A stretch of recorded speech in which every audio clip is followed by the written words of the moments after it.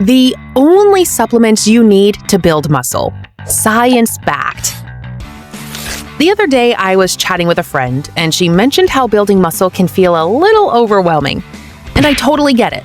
With so many workout plans, diet trends, and shelves full of supplements, it's easy to feel lost, especially when you're wondering what actually works. The supplement industry is a huge billion-dollar industry, and it's full of bold claims promising everything from magic in a bottle to the secret to instant results. And the truth is that you don't need all those products to see real progress. If you're serious about building muscle, there are only a few key supplements worth investing in, and they won't cost you a fortune. So let's explore the essential supplements that actually work. I'll also provide references to the research so you know I'm not just citing facts out of thin air. So, without further ado, let's get into it. 1. Protein powder. Let's start with the most famous supplement. It is so well known that you might have this supplement in mind when you read the video title. You guessed it right, it's the protein supplements. Muscle growth, or hypertrophy, relies heavily on protein. Hence, your muscles need more protein than they break down. If your muscles don't get enough proteins that they need, they won't be able to grow as efficiently as you work out. Studies consistently show that supplementing with protein powder, particularly post-workout, can enhance muscle mass gains. A meta-analysis from the British Journal of Sports Medicine found that dietary protein supplementation significantly enhanced changes in muscle strength and size during prolonged resistance exercise training in healthy adults. It also showed that protein intakes at amounts greater than 1.6 grams per kilogram per day do not further contribute to resistance exercise-induced gains. So you don't have to go overboard with this supplement, assuming that it's always the more, the better, because as the research suggests, it isn't true. So, how much should you take? Aim for 0.7 to 1 gram per pound of body weight daily. A post-workout shake with 20 to 40 grams of protein is a common effective dose. What type should you take? You would come across the 3 most common types of protein supplements. Whey protein is the most common one. If you are a beginner, just whey protein is a good place to start. Whey protein is rapidly digested, making it perfect for post-workout recovery. On the other hand, casein protein is slowly digested. It is ideal for nighttime use to sustain muscle repair while you sleep. Plant-based proteins are a great alternative for vegans or those with dairy intolerances. Look for pea and rice protein blends to ensure a complete amino acid profile. Since protein supplements are very famous, they have their fair share of myths. One common myth is that you must chug a protein shake immediately after working out. While post-workout protein intake is beneficial, research shows that the overall daily protein intake matters more. As long as you meet your daily protein goal, the timing can be flexible. However, consuming protein within 1 to 2 hours post-workout can maximize muscle protein synthesis. Pairing protein with carbohydrates can further enhance muscle recovery by replenishing glycogen stores. Don't worry about getting bulky. Women naturally have lower testosterone levels, which means muscle growth happens at a slower, leaner pace. Protein supplements simply help you feel stronger and more toned. 2. Creatine. Creatine is the undisputed king of muscle-building supplements. It is safe and effective for both genders. It boosts your ability to produce ATP, aka adenosine triphosphate, which is the primary energy currency of your cells. More ATP means more power, more reps, and more gains. Hundreds of studies confirm creatine's effectiveness.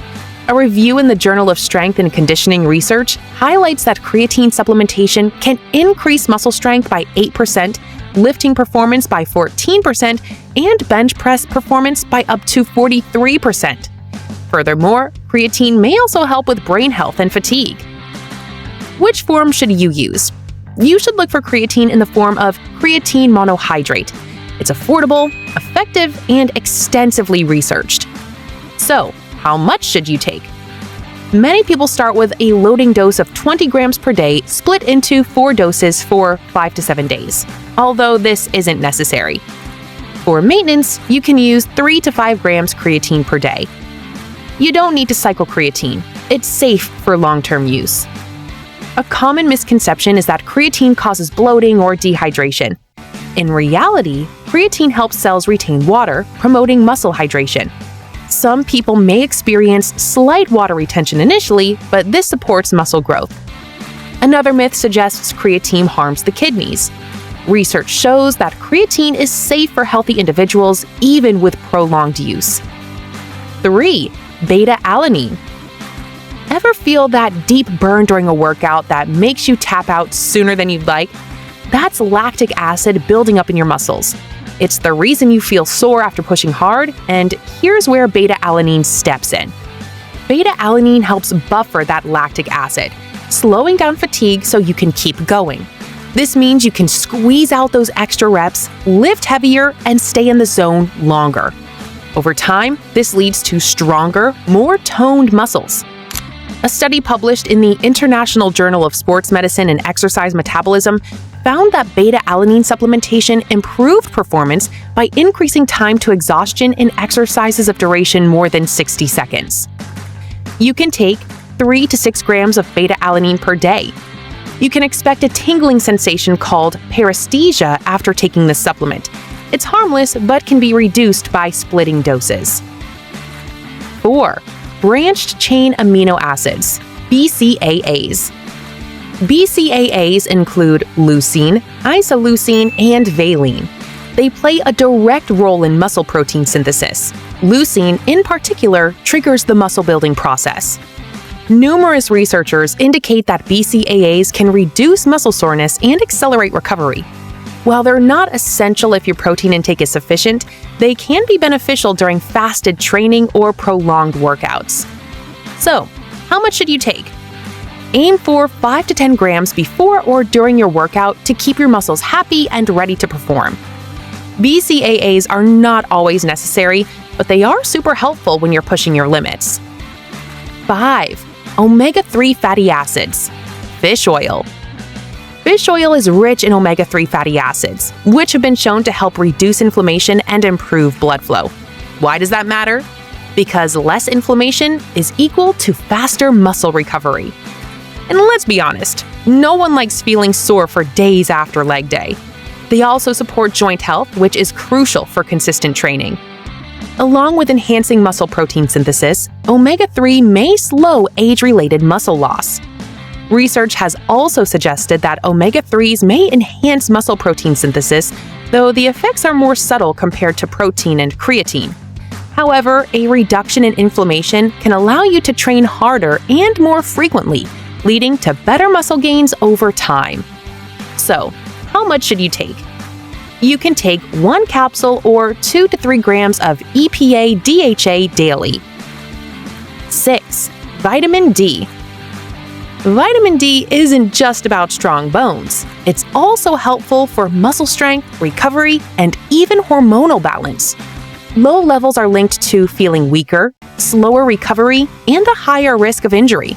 Of course, no one needs that. Plus, it helps support mood and energy. A review in the Journal of the International Society of Sports Nutrition found that vitamin D can boost muscle strength and performance, especially if you're low on it. So, how much should you take? This is tricky. You should consult a doctor before taking any vitamin D supplements. These are helpful if you have low vitamin D, but the excess of vitamin D can cause toxicity and negative symptoms in your body, so this isn't a supplement that you should take mindlessly. 7. Magnesium. Magnesium doesn't get the spotlight it deserves. This micronutrient is usually overlooked, but it is very important for your fitness journey. It helps with muscle relaxation, reduces cramps, and supports energy production. Plus, it can ease premenstrual symptoms for women and improve sleep. Better sleep is equal to better recovery, good performance, and overall better results. Studies show that magnesium supports muscle function and reduces soreness, making those post-workout aches a little easier to handle. But it doesn't stop there. Magnesium can ease period cramps and even help lower stress and anxiety. So, how much should you take? 310 to 320 milligrams per day is the sweet spot for most women. You might need more if you do regular cardio and sweat a lot. This one's a daily must for most women. It's hard to get enough just from regular food. Random fact: did you know that dark chocolate is rich in magnesium? 8. Zinc. Zinc plays a big role in muscle repair, recovery, and even hormone balance. Low zinc could be part of the reason you feel drained or don't bounce back after workouts. It helps your body heal and supports metabolism, keeping everything running smoothly. Research shows that zinc can improve strength and recovery by supporting protein synthesis, aka muscle repair, and reducing inflammation. It's beneficial if you're training hard or dealing with stress. So, how much should you take? 8 to 12 milligrams per day is typically recommended for women. If you're sweating a lot, you might need a little more. If you're eating zinc-rich foods like nuts, seeds, and lean meats, you might not need a supplement every single day. And that's our list of the supplements and why they're important for better performance. Just a quick reminder, supplements are exactly that, supplements. They are here to support a balanced diet and a solid workout routine. Don't forget to prioritize whole, real foods and quality sleep. Use these supplements to fill in the gaps, and trust me, your muscles and your confidence will thank you. That's all from me for today. What supplements were you using before? Did I miss any good ones? Drop your thoughts in the comments below. And hey, don't forget to like and subscribe to the video. It really helps us stay motivated and keep bringing content like this to you. Until next time, take care.